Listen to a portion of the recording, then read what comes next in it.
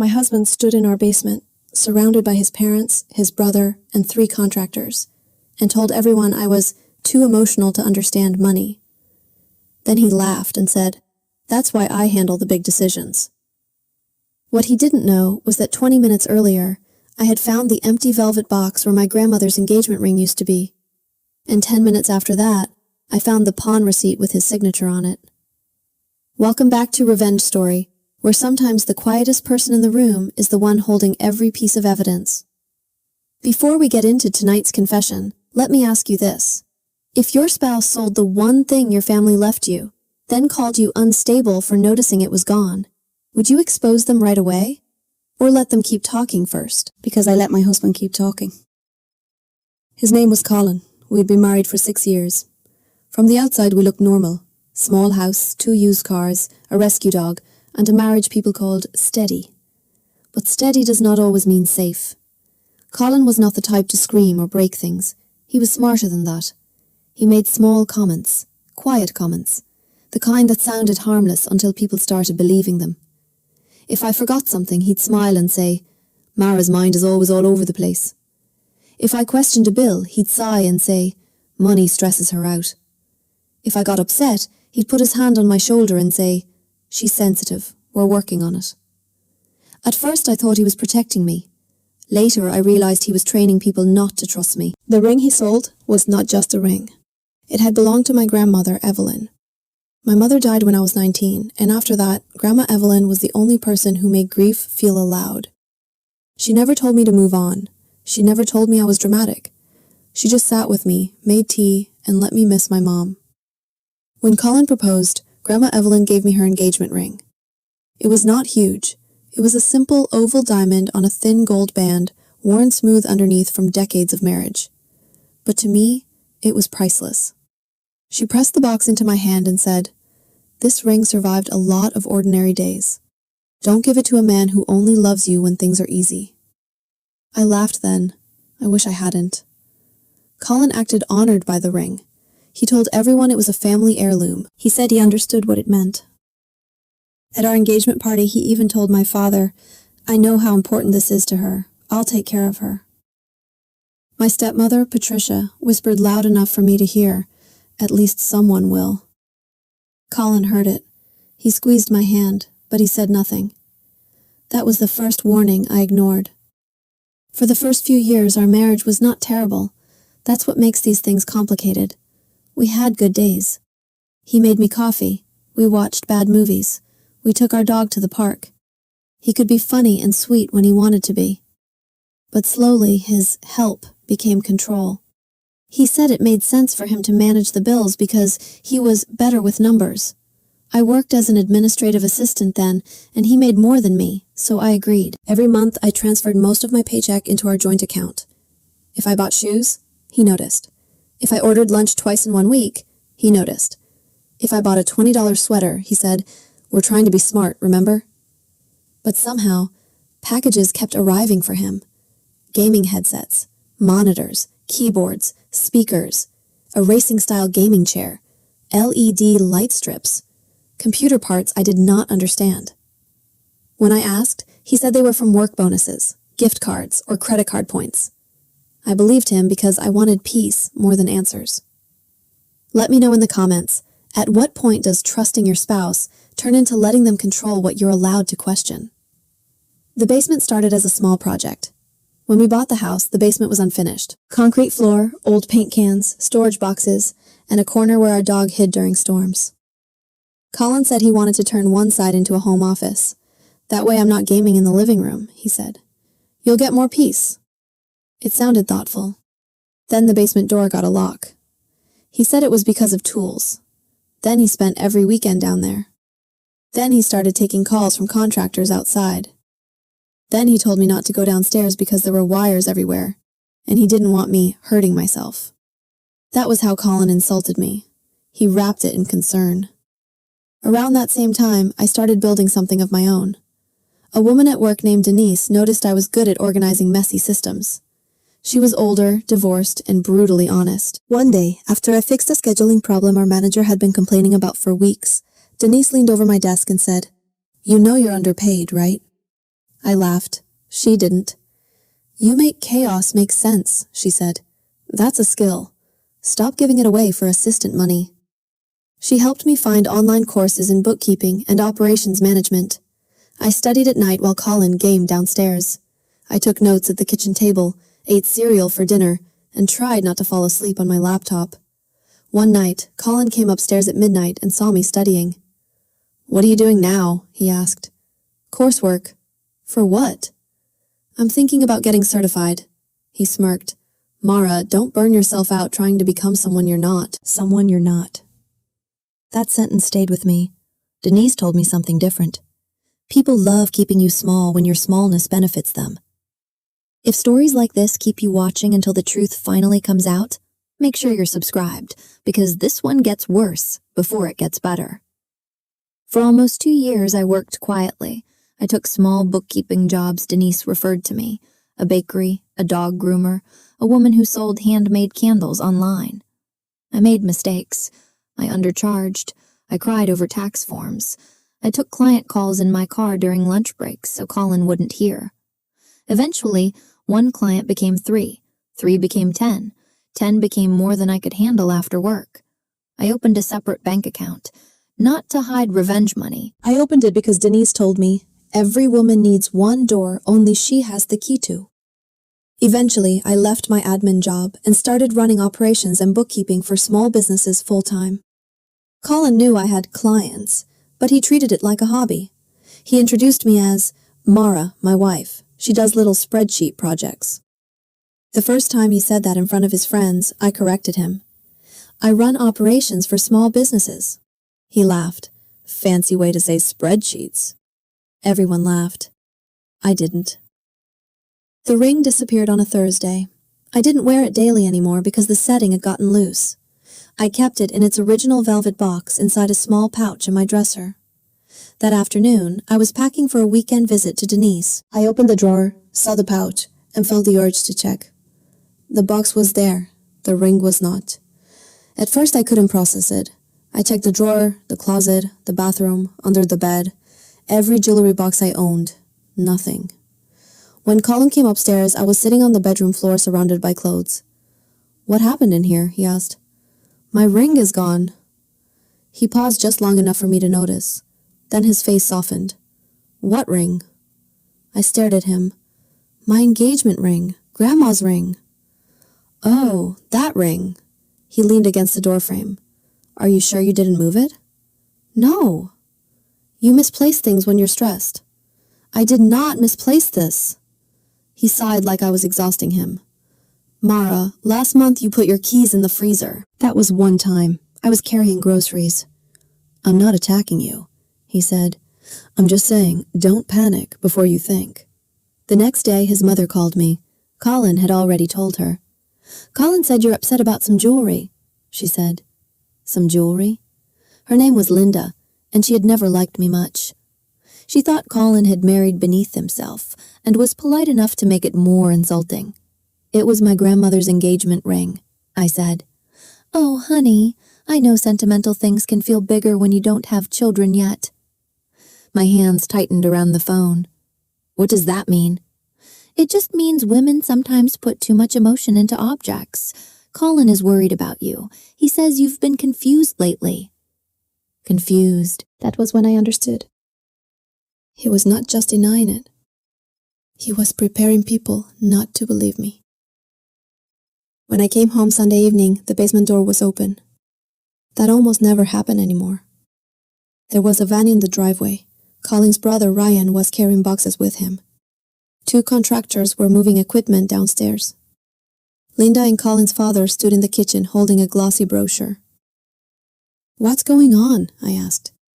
Colin smiled too wide. "Surprise!" Linda beamed. "He's finally finishing his space!" I walked to the basement stairs and looked down. The unfinished basement was gone. In its place was a high-tech gaming room, black acoustic panels, new flooring, a massive screen, reclining theater seats still wrapped in plastic, built-in shelves, LED lights around the ceiling, a custom desk across one wall. My stomach went cold. "This is what you've been doing?" I asked. Colin's jaw tightened. Don't start. Start what? Making this negative? Ryan laughed. She's mad already. Linda said, Mara, he works hard. Every man deserves a place to relax. I looked at Colin. How much did this cost? He rubbed his face, embarrassed, for show. We're not doing this in front of everyone. You told everyone I was confused about my missing ring, I said. So I think we can talk about money in front of everyone. The room went quiet. Colin lowered his voice. Careful. That word used to work on me. Careful with your tone. Careful with your questions. Careful not to make him look bad. But this time I walked upstairs. Not because I was scared, because I needed proof. I found the pawn receipt in his desk. It was folded inside a folder labeled Basement Quotes, tucked between contractor invoices and lighting estimates. The receipt described my grandmother's ring as Vintage Diamond Engagement Ring, 14-karat gold. Sold for $4,800. Colin's signature was at the bottom. For a minute, I couldn't breathe. Not because of the money, because I saw my grandmother's hands in my mind, the way she held mine, the way she trusted me with something that had survived her marriage, my mother's childhood, and my grief. He had sold the last piece of the only woman who had protected me. Then he had called me confused. I took photos of the receipt and put it back exactly where I found it. Then I went downstairs. Colin was standing beside the theater seats, performing for his family. It should be finished by next week, he said. Work hard, play hard. Ryan whistled. How did you afford all this? Colin grinned. Good budgeting. I stood on the bottom stair. That's interesting. Everyone turned. Colin's smile tightened. Mara? I walked into the basement slowly. Linda gave me a gentle fake smile. Honey, maybe now isn't the time. No, I said. Now is perfect. Colin laughed under his breath. See, this is what I mean. I looked at him. What do you mean? He gave his family an embarrassed shrug. She's been emotional lately. She lost a ring and now everything is a conspiracy. I held up my phone. The ring wasn't lost. Colin's face changed. Just for a second, but I saw it. I turned the screen toward everyone. It was sold at Westbridge Pawn on March 14th for $4,800. Here is the receipt, description, date, amount, and Colin's signature. Silence dropped into the room. One contractor whispered, "Oh, man." Colin stepped toward me. "Give me the phone." I didn't move. Ryan frowned. "Bro, is that real?" Colin snapped, "Stay out of it." I said, "He sold my dead grandmother's engagement ring to pay for this room. Then he told his mother I was confused so nobody would believe me." Linda whispered, "Colin." He said, "It wasn't like that." "Then explain it." He looked around, realizing too late that he had built himself a stage. "It was sitting in a drawer," he said. "You never wore it." "Because the setting was loose. You said we needed to save money." "I did. This adds value to the house." I looked around at the black walls, glowing lights, and gaming equipment. "You stole an heirloom and called it an investment." Ryan looked away. Colin's father stayed completely silent. Then Linda said, "Mara, I know you're hurt, but maybe this should be handled privately." I turned to her. "You mean privately, like when he told you I was unstable?" Her mouth closed. Colin said, "You're being dramatic." There it was. The same word. Dramatic when I grieved. Dramatic when I questioned. Dramatic when I noticed something missing. Dramatic when I found proof. I opened the folder I had brought from upstairs. Colin stared at it. "What is that?" I said, "Since we're talking about budgeting, let's talk about the rest." His face went pale, because the ring receipt was not the only thing I found. For months, something had felt wrong. Small withdrawals, credit card balances, a home equity line I did not remember discussing. Colin always had explanations, but my work had made me better with numbers than he realized. After finding the receipt, I logged into every account I could access. Then I called the bank. That was when I found out my name had been used on documents I never signed. Not perfectly, not like a criminal genius. Sloppy digital initials, forms sent to an email account Colin controlled. A line of credit attached to our house. The basement was not funded only by the ring. It was funded by debt he put partly in my name. Debt attached to the same house I had been quietly making extra payments on from my business account for 2 years. I pulled out the documents. "You didn't just sell my ring," I said. "You opened a line of credit against our house using my information." Linda gasped. Colin shook his head. "That is not what happened." I held up the papers. "Here's the application. Here are the disbursements. Here are the payments to the contractor. And here are the mortgage payments I made for my business while you told everyone I couldn't be trusted with money." Ryan looked at me. "Your business?" Colin's eyes flicked towards him. I nodded. "Yes, my business. The little spreadsheet projects Colin likes to joke about." No one spoke, so I kept going. "I run operations and bookkeeping for 26 small businesses. Last quarter, I made more than Colin made all year." Colin whispered, "Mara, stop." But I was done stopping. "I paid down this mortgage. I covered the insurance increase. I paid the property tax shortage last fall. You stood here bragging about handling the big decisions while spending my money, stealing my ring, and hiding debt under my name." Linda sat down in one of the wrapped theater chairs. I looked at Colin and said the words I had needed to say for years. "You called me irresponsible while using my work to keep this house standing." His face twisted. "You think you're better than me now?" "No," I said. "I finally know I'm not beneath you." That hit harder than yelling. He turned to his family. "She's twisting this. She always twists things. She gets emotional and makes me the villain." I nodded. "That's why I invited someone else." A woman's voice came from the top of the stairs. "Should I come down now?" Denise walked into the basement wearing jeans, a gray sweater, and the expression of a woman who had no patience left for men like Colin. Colin stared at her. "Who is this?" I said, "My mentor, and the person who reviewed the financial records with me before I contacted an attorney." Denise looked at Colin. "You're not very good at hiding paper trails." That was the moment his confidence cracked. He stepped toward me and lowered his voice. "Mara, upstairs, now." I did not move. He reached for my arm. Denise said, "Touch her, and I'll make sure that gets documented too."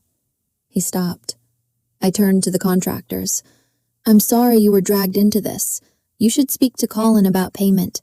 No more money from any account connected to me will be used for this room." One of them nodded quickly. "Understood." Then Colin finally lost control. "You can't humiliate me in front of everybody." I stared at him. "You sold my grandmother's ring. It was a ring. It was mine. We're married. That did not make it yours. You never cared about what I needed." I looked around the room he had built out of lies. "I cared about our marriage," I said. "You cared about being admired inside it." Linda started crying. "Colin, why didn't you ask us for help?" He snapped. "Because Dad would have said no." His father finally spoke. "You're right. I would have." That silence was different. Colin looked betrayed, like the room had turned on him unfairly. I put the papers back into my folder. I already filed a police report about the ring. The bank has been notified about the documents I didn't sign, and I have a consultation with a divorce attorney Monday morning. Linda looked up. "Divorce?" Colin said. "You're not divorcing me over a basement." "No," I said. "I'm divorcing you because you stole from me, lied about me, used my name, mocked my work, and tried to make everyone think I was unstable so you could keep doing it." For once, he had no answer. No joke. No sigh. No concerned smile. Just the truth, sitting in the room with all of us. The aftermath was not perfect. The ring was gone. By the time the police contacted the pawn shop, it had already been sold to a dealer out of state. I never got it back. That still hurts. Some losses do not become satisfying just because you win the argument. Colin tried to apologize later. First through texts, then emails, then through his mother. His apologies were not really apologies. I'm sorry you felt betrayed. I'm sorry things got out of hand. I'm sorry you embarrassed me, but I understand you were hurt. I did not answer. Then came anger. You ruined my relationship with my parents. You made me look like a criminal. You cared more about a dead woman's ring than your husband. That one almost broke me. Denise read it and said, "He's not sorry he cut you. He's angry you stopped bleeding quietly." I kept that sentence taped inside my desk drawer for months. The divorce took time. The financial mess took longer. My attorney helped separate what I owed from what Colin had done. The documents mattered. The photos mattered. The police report mattered. But what mattered most was that I had built a life he could not take from me. When I left, I did not leave with nothing. I left with my business. I left with my records. I left with my dog. And I left with the part of myself Colin had spent years trying to make me doubt. Linda sent me a letter 6 months later. She said she was sorry for believing him so easily. She said she confused calmness with honesty. I appreciated the apology, but I did not reopen the door. Some doors can be acknowledged without being unlocked again. Colin sold the house after the divorce. The gaming room was never finished.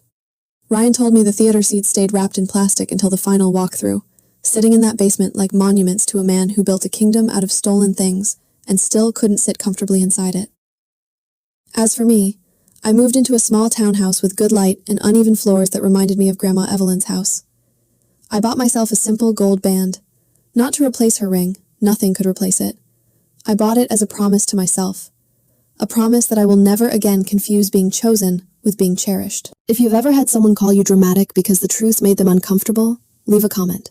Someone reading it may need to know they are not crazy for noticing what was taken from them. People ask if exposing Colin felt like revenge. Honestly, not the way they imagine. Revenge would have been trying to destroy him. What I did was stop protecting him from the consequences of being exactly who he was. And sometimes, that is the most powerful revenge there is.